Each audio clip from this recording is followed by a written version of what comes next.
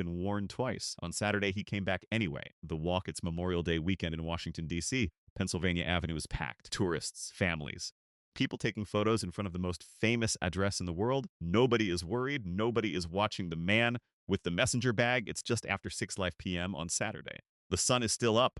Children are pointing at the White House gates. And a 21-year-old man from Maryland is walking directly toward a Secret Service checkpoint. His name is Nazaire Best, and he has been here before. He doesn't slow down as the checkpoint comes into view. He doesn't hesitate. He reaches into that bag and he pulls out a gun. Shots ring out across Pennsylvania Avenue. Tourists scatter.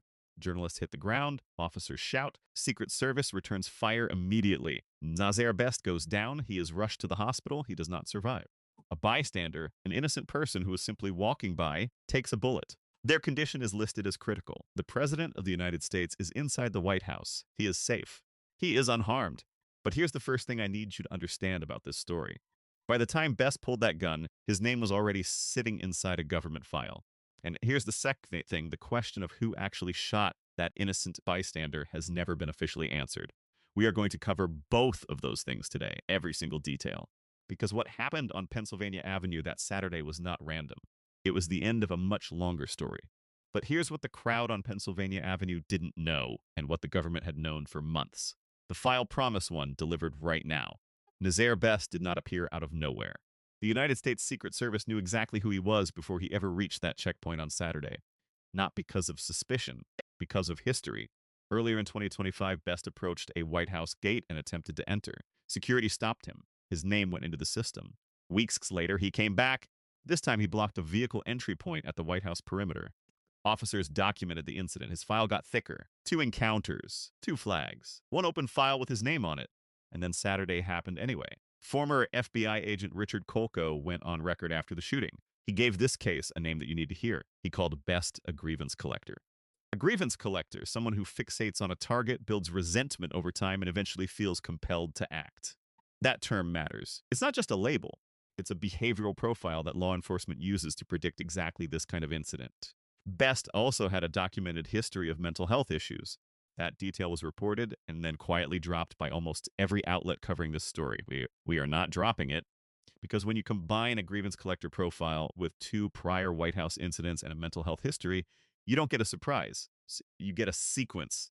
And Kolko made something else very clear. He may have been a grievance collector or just wanted to send some sort of message to the White House or to the administration. This was not a man who believed he could breach the most secured building in America. This was a man who needed to be heard and chose the most dangerous possible stage. So why wasn't that enough to stop what came next? That question doesn't have a clean answer. And the people whose job it is to answer it aren't talking. The question everyone is avoiding is not who pulled the trigger. We know that. The question is why a flagged, documented, twice encountered individual was still able to walk up to a White House checkpoint with a loaded weapon. And the answer is going to bother you. Here's exactly how Secret Service threats assessment works and where it broke down. 5 things the system can do, and 1 thing it cannot. 1. Secret Service can flag an individual after a threatening or suspicious encounter. Best was flagged. Twice. 2. Secret Service can monitor a flagged individual's movements and escalate their threat level. His file existed. 3. Secret Service can coordinate with the FBI, ATF, and Metropolitan Police to share threat intelligence. All 3 agencies reportedly knew his name. 4. Secret Service can increase checkpoint sensitivity in response to prior incidents. The checkpoint was standing exactly where it always stands. 5. Secret Service can respond with lethal force when an individual presents an immediate threat. They did, within seconds. But here's the one thing the system cannot do. It cannot legally detain or arrest a free citizen based on prior nonviolent trespassing encounters, no matter how many flags exist in a file. That is not a failure. That is the law. Now, here's the detail that every broadcast covered and nobody actually interrogated. A bystander was shot. Officials confirmed that. What they never confirmed is whether Best fired that shot or whether it came from Secret Service crossfire. One answer makes Best solely responsible. The other answer changes this story completely. Kolko acknowledged the environment we are all living inside right now. We're not just heading into it, we're actually into it right now. 3 White House adjacent violent incidents in under 30 days. That is not a coincidence. That is a pattern. Should someone with 2 documented White House incidents face automatic detention? Or does that cross a line you're not comfortable crossing? Tell me below. 2 stories, same city, same weekend. And the same impossible question underneath both of them, Who does this system actually protect? The ruling while Washington was still processing what happened at 17th in Pennsylvania, a federal courtroom issued a ruling that was about to make everything louder. You need to know the name Kilmar Abrego Garcia. In November 2022, Tennessee highway officers pulled over a vehicle. Abrego Garcia was inside, so were 8 other people. Federal prosecutors later charged him with participating in a years-long human smuggling conspiracy stretching from Texas into the interior of the country. Then the Trump administration deported him to El Salvador. They called it an administrative error. The judicial branch, ultimately backed by the Supreme Court, ordered his return to the United States. And then something happened that federal prosecutors did not expect. U.S. District Judge Waverly Crenshaw reviewed the case and issued a ruling with language that does not leave room for interpretation. He wrote that the government reopened its investigation only after Abrego Garcia successfully challenged his deportation.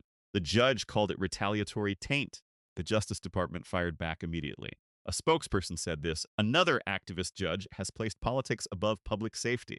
The judge's order is wrong and dangerous, and we will appeal." 2 cases. One weekend, one man shot dead at a checkpoint the government knew he might return to. Another man whose charges a federal judge just threw out as retaliation. Neither story ends cleanly. Both expose the exact same fracture running through the system. The government knew Nazaire Best's name, and he reached the checkpoint anyway. The government charged Kilmar Abrego Garcia, and a judge called it revenge. What does it mean when the system fails in both directions at the exact same time? Judge Crenshaw called it retaliation. The DOJ called it activism. Who do you believe? And does your answer change anything? Some stories end with a verdict. Some end with a body. These 2 ended with nothing resolved and everything exposed. The open window the morning after the shooting, Pennsylvania Avenue opened back up. The checkpoint was still standing. The tourists came back. Someone was selling ice cream near the gate. Washington moves fast. It always does. But here is what we still do not know. The bystander who was shot that Saturday, their name has never been released. Their condition was never officially confirmed beyond critical. No update, no follow-up, no closure. Kilmar Abrego Garcia is still fighting deportation. The Justice Department is still appealing. His future inside the United States is unresolved. Nazaire Best was warned twice, flagged twice. He came back anyway, and we still do not know what he was trying to say. Former FBI agent Richard Kolko said something that has stayed with me since I first heard it. We're not heading into it. We're actually in it right now. 3 incidents, 30 days, 1 city. Somewhere in a Washington, D.C. hospital, a person who was simply walking down Pennsylvania Avenue on a Saturday evening is still recovering from a story that was never theirs. Nobody said their name. Nobody followed up. That bystander still has no name in any public report. Does that bother you? Because it should.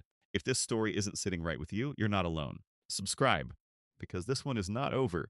3 incidents, 1 perimeter, 30 days. The pattern Washington doesn't want to talk about.